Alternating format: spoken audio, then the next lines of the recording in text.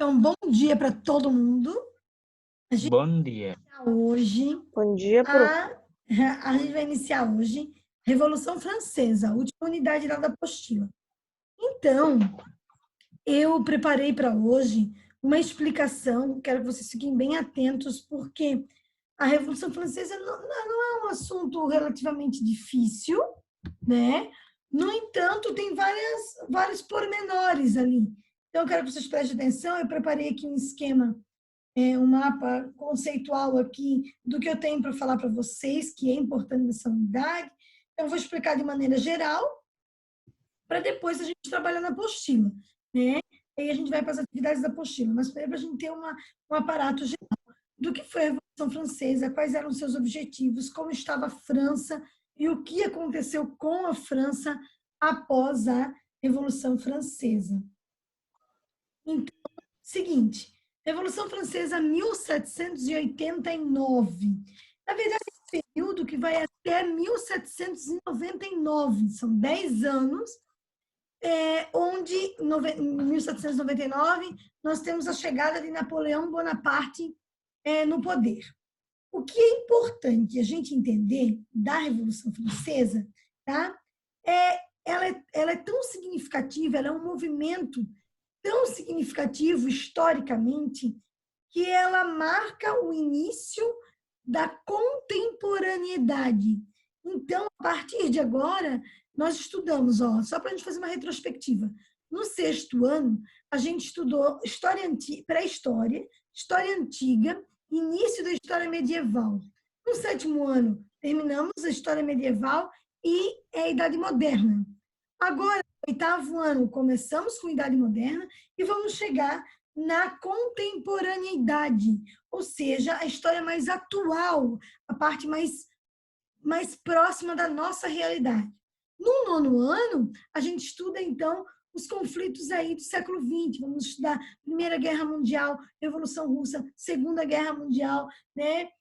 Brasil, Brasil 1900, Getúlio Vargas, 1940, né? 1930 até 45, depois JK, e vamos vindo até a atualidade.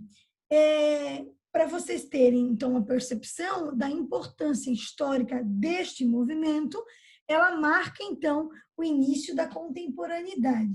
Então, a história contemporânea se inicia em 1789, com a Revolução Francesa.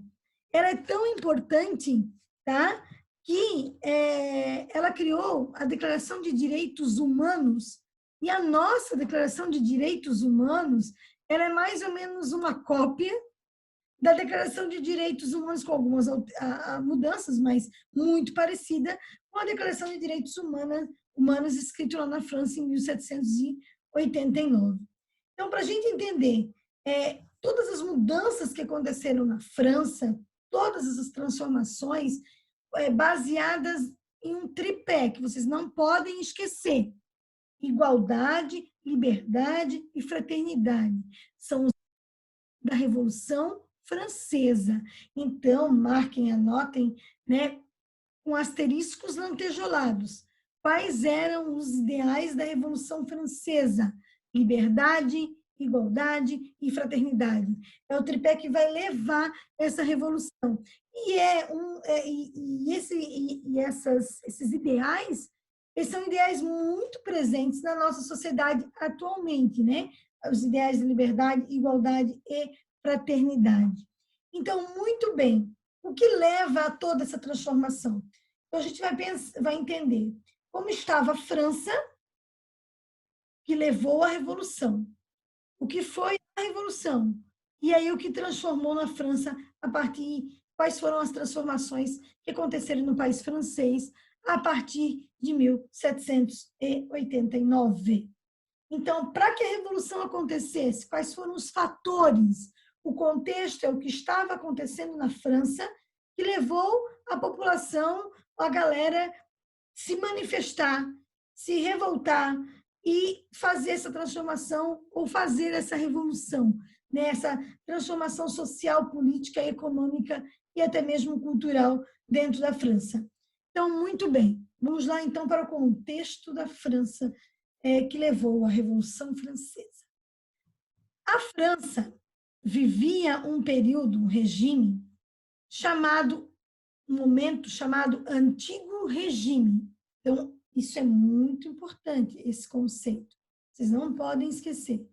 A França vivia o Antigo Regime. Então, vamos lá. Eu preciso que vocês entendam quais são as características desse Antigo Regime. Não só a França.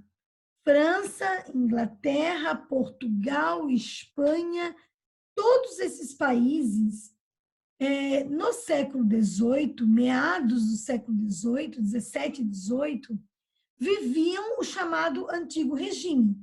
Então, não é exclusividade da França, mas a França é o país mais estudado e serve de exemplo para a gente estudar e exemplificar na prática o que foi o Antigo Regime. Toda vida que se fala de Antigo Regime, sempre se lembra da França. Eu só estou lembrando que não foi só na França que aconteceu esse período histórico, essas características que a gente vai estudar agora. O Antigo Regime, ele é baseado em 3 situações. Primeiro, o poder é absolutista. Então, Antigo Regime, poder absolutista. O poder concentrado na mão dos reis. A formação dos Estados Nacionais, que a gente estudou no passado, fortaleceu o rei. E nós temos, então, o absolutismo. Então, a figura mais marcante do absolutismo na França é o Luís XIV, que é o Rei Sol, que nós já falamos dele. Então, só para a gente relembrar, certo? Então, vamos lá. Nós temos, então, a primeira característica do Antigo Regime é o absolutismo, o poder concentrado na mão do monarca, do rei. Segunda característica do Antigo Regime, uma sociedade mercantilista. E falamos do mercantilismo, né, gente? Inúmeras vezes. Só lembrando, mercantilismo, balança comercial favorável. Mercantilismo, quantidade de metais preciosos. Mercantilismo, protecionismo, valorização do produto nacional em detrimento do produto internacional, do produto externo. E intervenção direta do Estado na economia. Então, a França vivia o chamado Antigo Regime. E a última característica importante do Antigo Regime, a sociedade é uma sociedade estamental. Ou seja, o que é uma sociedade estamental? Deixa como está. Lembra disso. Sociedade estamental, deixa como está, não muda. Sociedade estamental é quando é uma sociedade hierarquizada e não existe mobilidade social. O cara nasceu camponês, vai morrer camponês. Nasceu nobre, morre nobre. Nasceu no clero, morre no clero. Ou seja, eu não vou deixar de ser camponês e ser um nobre, só se o rei me permitir. Só se o rei me der um título de nobreza, que isso era raríssimo acontecer. Então, a base da sociedade do Antigo Regime é absolutismo, poder centralizado na mão do rei. O rei comanda tudo, o monarca manda quem pode, obedece quem tem juízo, o monarca faz o que ele quer. Segunda característica, mercantilismo. É uma prática econômica de intervenção direta do Estado, que é o rei, que é o monarca, na economia. Ele que dirige tudo. Lembra do Luís XIV? O Estado sou eu que comando tudo isso aqui. Mando no exército, mando na economia, mando na política, mando no aspecto cultural, mando em tudo. Então, o mercantilismo é uma ação econômica que efetivamente acontecia. Tá? Então, não é uma teoria, é uma ação, é algo que acontece. Então, o mercantilismo tem como base a quantidade de metais preciosos que um país tem. A Europa tinha pouco, por isso explora outros territórios, né? Que é o metalismo. Tem outra característica, protecionismo. Eu taxo impostos maiores um valor maior aos produtos internacionais para valorizar o meu produto interno, ou seja, para ter competitividade. Atualmente, no mundo globalizado, tem que se ter cuidado com medidas protecionistas, há de se haver um equilíbrio. Então, quando nós temos problemas entre China e Estados Unidos, ligados ao comércio, é porque os Estados Unidos eles têm efetivamente medidas protecionistas. Então, é uma guerra comercial entre Estados Unidos e China por conta dessas medidas protecionistas tomadas pelo Estado, que tomadas pelo governo estadunidense atualmente.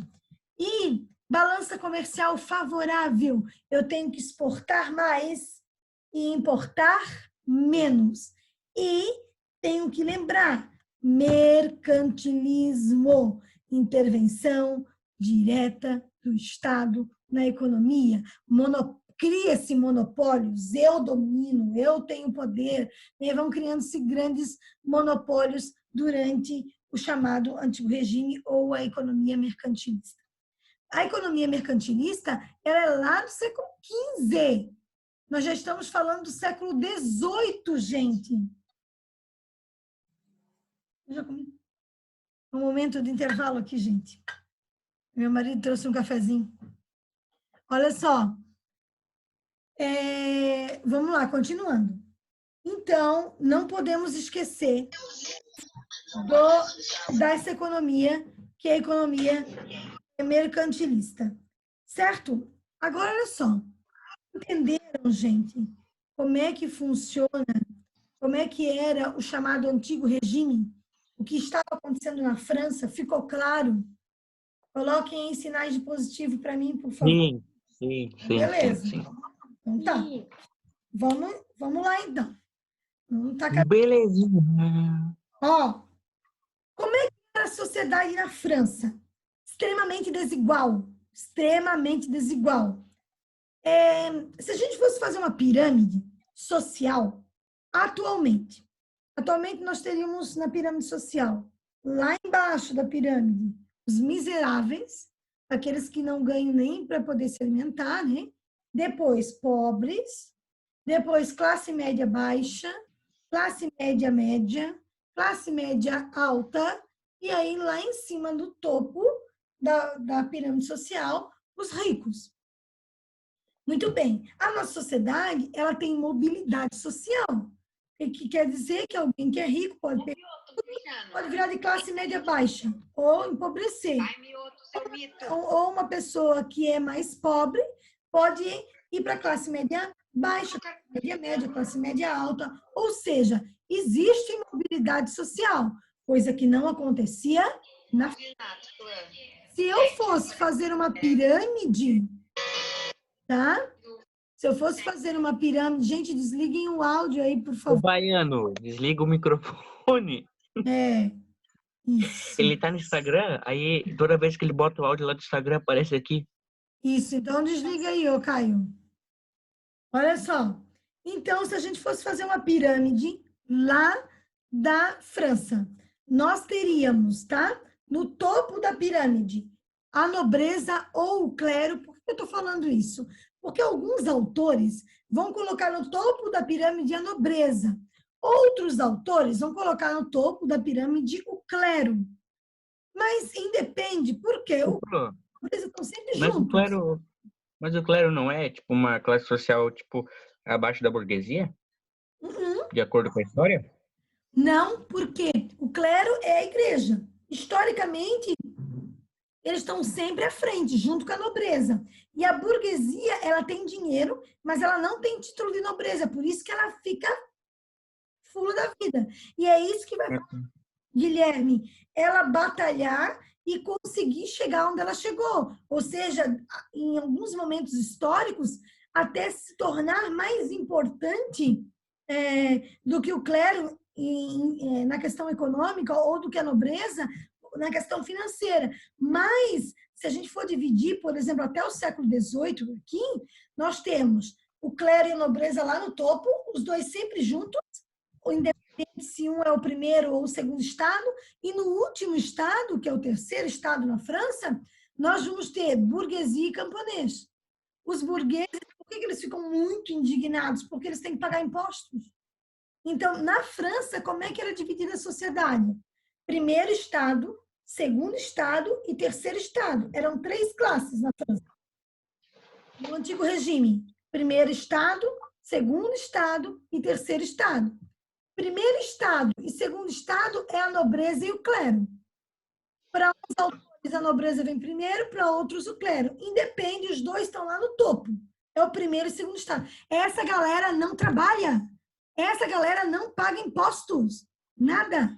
Aí o terceiro estado é 96% da população. É a galera que está ralando, é a galera que está trabalhando. E entre essa galera está a burguesia.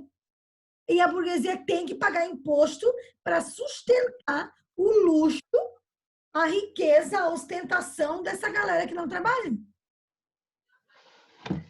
Ela faz parte do terceiro estado, a burguesia. Ela faz parte junto com os camponeses. Mas os camponeses são maioria. Os camponeses são 80%, 85% quase, e a burguesia é o restante, ou seja, de 14% a 18% ali é a burguesia desse terceiro estado. Mas tanto os burgueses quanto os camponeses têm que pagar impostos. Tu diz os burgueses que vivem no campo, né? Não, todos, se vivem no campo, na cidade, vão ter que pagar impostos. A burguesia. E é por isso que a burguesia vai se articular para chegar no poder.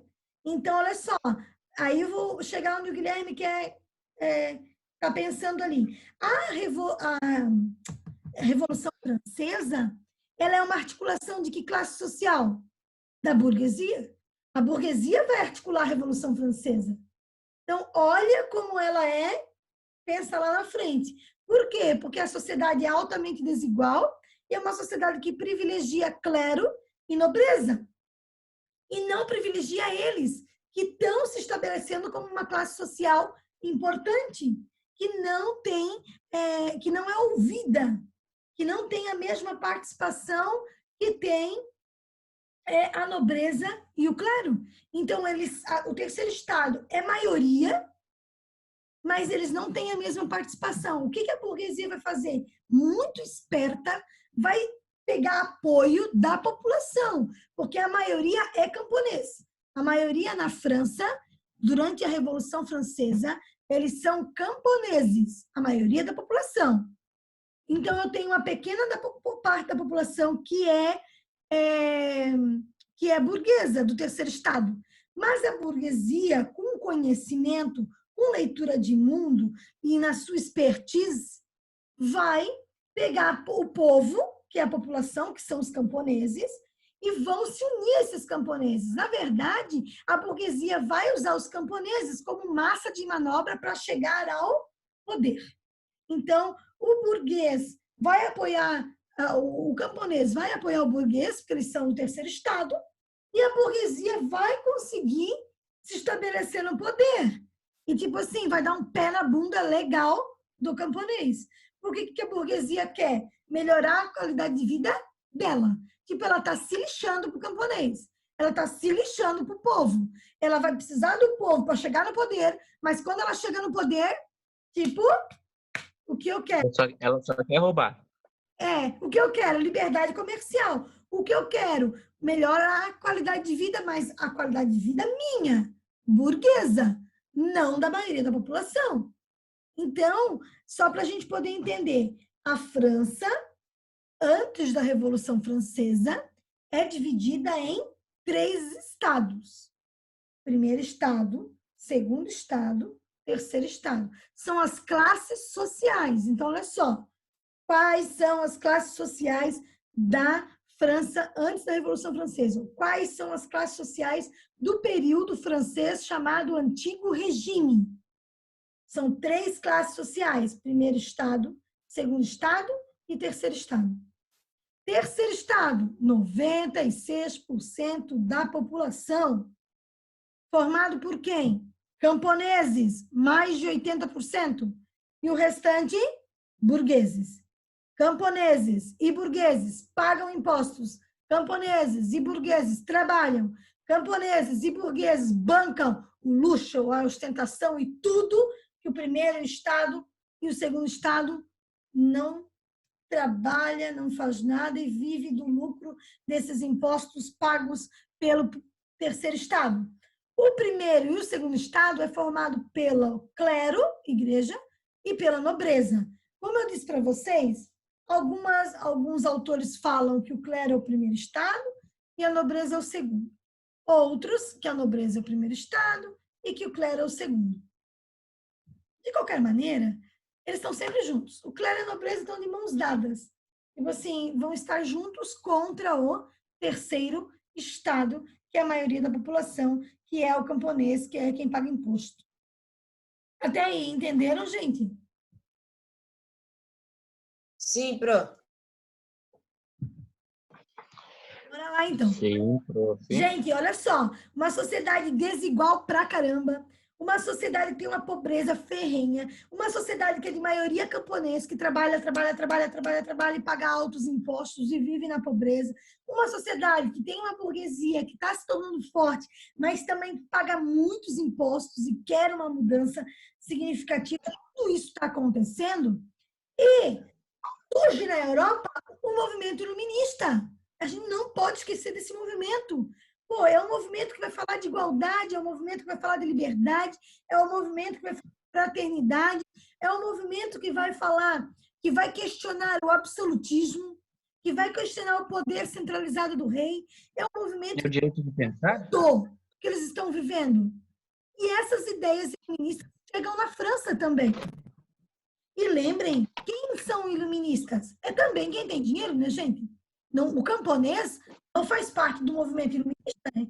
Porque o camponês também não sabe nem ler e escrever, a maioria dos camponeses.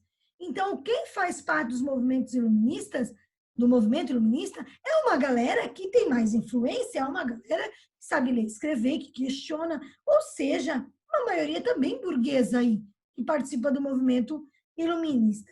E os ideais, então, da Revolução Francesa são ideais, heranças do movimento iluminista, certo? Então, vão questionar todo o absolutismo e todo o poder vigente daquele período histórico.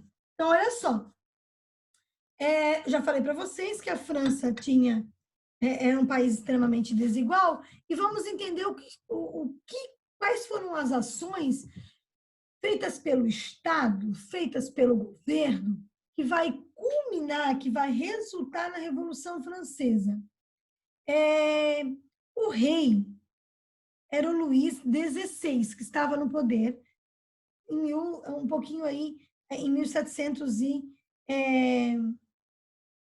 nesse período, nesse momento histórico, né?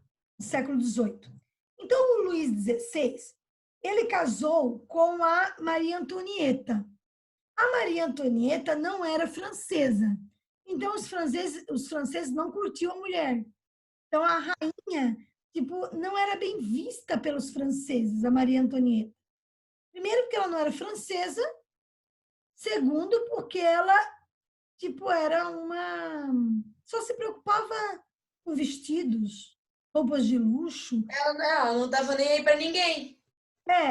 Isso mesmo, Gustavo. Ela só queria ostentar, na verdade. Sabe, assim, aquela ideia assim? Eu posso... É dinheiro. Ela só ostentava.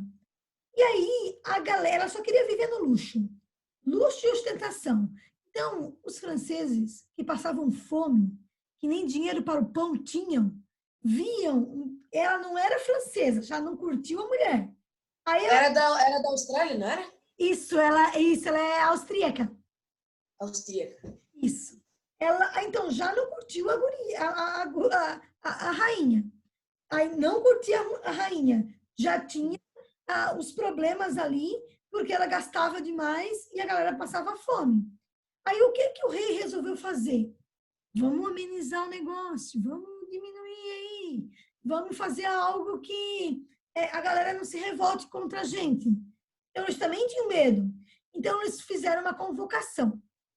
O Luís XVI, então, convocou os Estados Gerais, representantes do primeiro estado, do segundo estado e do terceiro estado.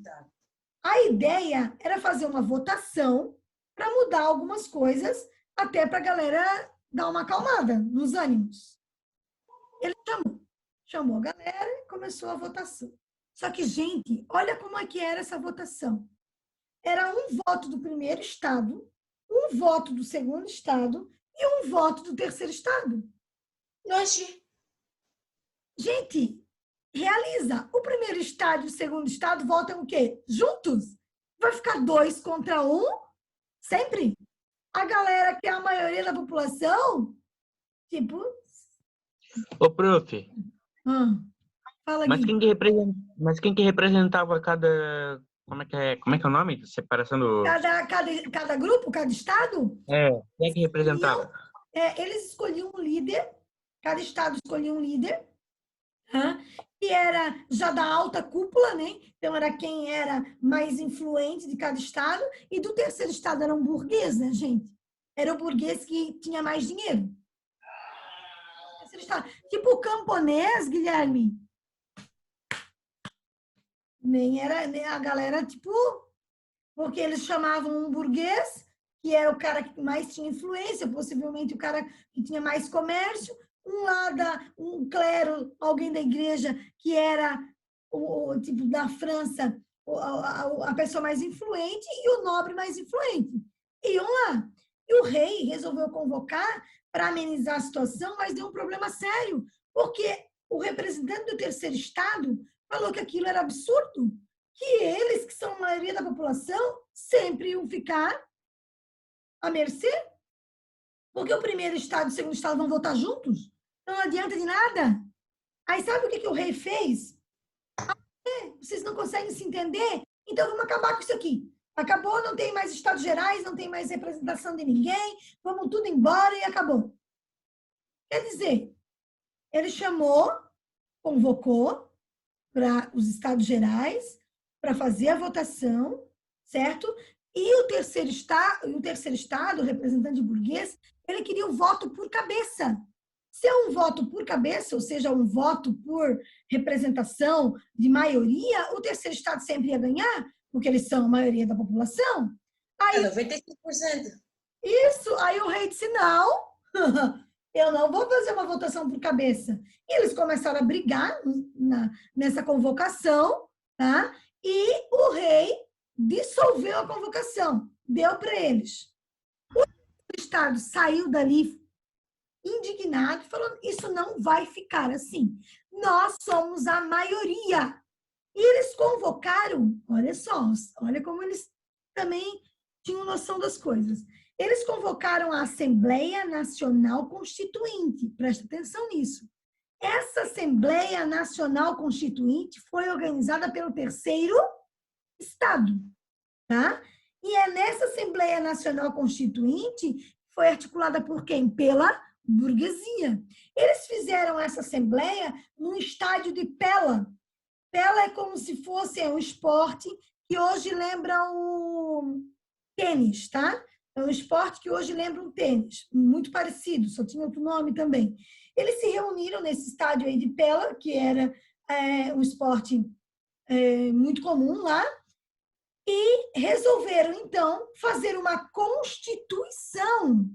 Entendam isso? Eles quiseram fazer uma constituição. Então, olha, tudo articulado pela burguesia. Mas, gente, a Constituição era de 1791. Então, já 3 anos depois, em 1789. O que marca a Revolução Francesa, em 1789, é a chamada queda da Bastilha. A Bastilha, só para vocês entenderem, ela era uma prisão. Tá? A Bastilha era uma prisão na França. Essa prisão tinha 3 ou 4 presos só. Não tinha muita gente presa. O terceiro estado pegou o apoio da população que estava revoltada e eles foram até a Bastilha, porque a Bastilha era o sinônimo de quem era preso lá, quem era contra o rei. Então, a Bastilha era o sinônimo da monarquia, porque todo mundo que era preso lá era contra o rei. O rei tinha dado uma segurada, não estava mais prendendo ninguém, porque o negócio estava fervendo, não estava bom para o lado dele. Então, a burguesia articulou os camponeses, tipo, colocou fogo, lenha na fogueira, e vamos para a rua, e vamos se manifestar, e vamos para a Bastilha. Chegaram na Bastilha e destruíram a Bastilha, abriram a Bastilha, só que lá na Bastilha tinha muitas armas. Tá? Então, no lugar que eles guardavam os armamentos. Então, a população foi para lá não para soltar os presos, tinha 4, 5 presos só, mas para pegar arma. E aí, o cara que cuidava da Bastilha lá, vamos dizer, tem um nome para isso, né? Mas o soldado que cuidava da Bastilha, eles usaram de muita violência, tá? Esquartejaram o cara, mataram o cara. Por quê? Era uma questão de sinônimo de poder. Então, eles foram lá e destruíram a Bastilha.